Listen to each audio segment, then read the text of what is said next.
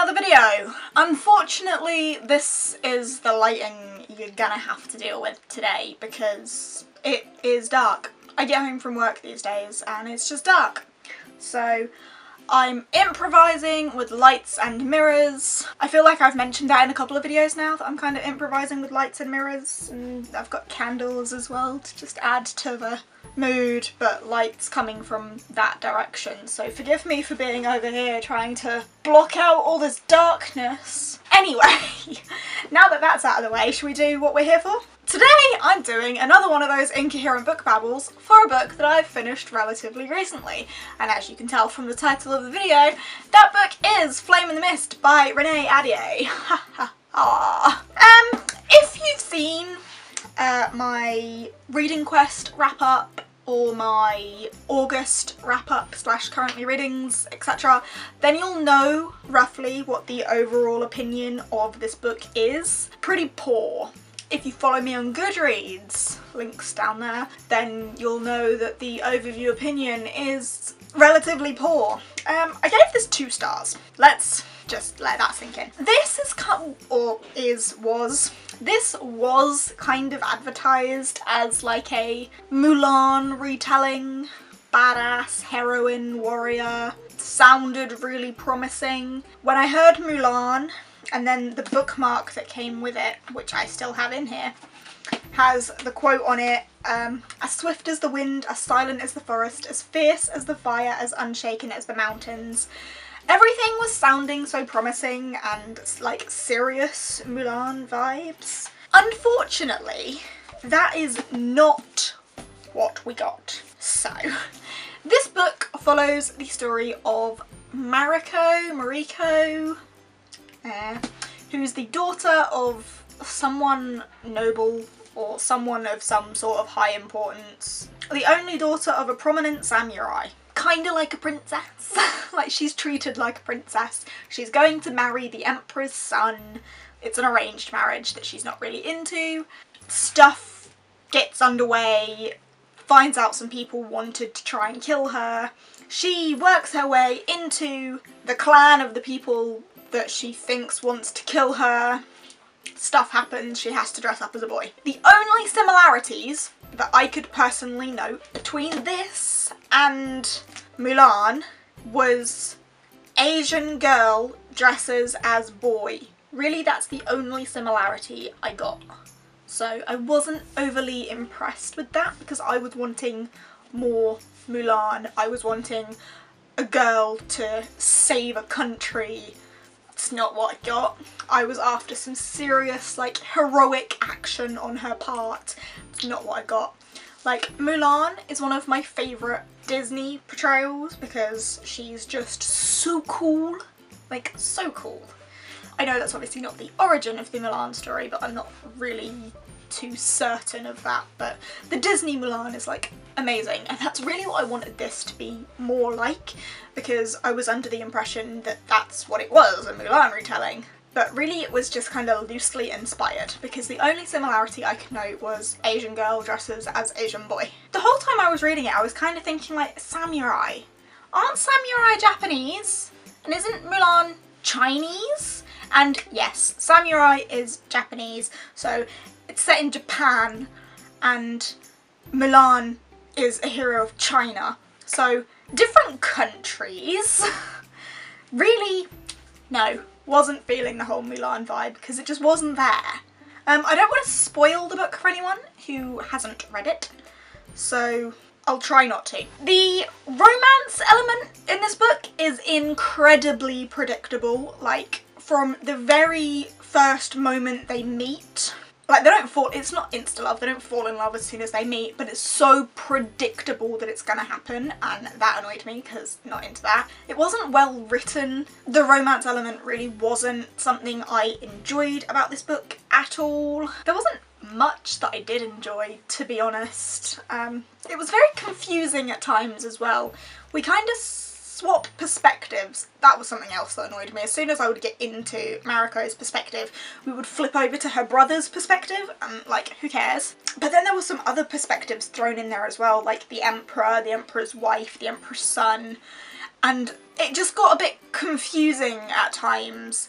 Not with whose perspective it was, but just why it was important, like why it was even necessary, and it just kind of got me out of the flow of the book and I didn't want to read it. And there's nothing worse than reading a book and hitting a point where you're like, I don't care.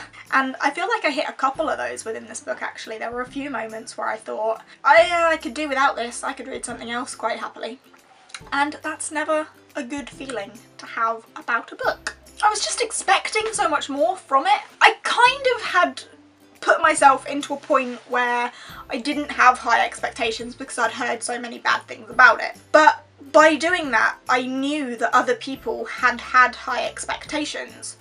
So I kind of wanted that as well, and that's not what I got. So it was mainly the want for a Mulan-like heroine, and that's not what we got in Mariko at all. And that just really disappointed me.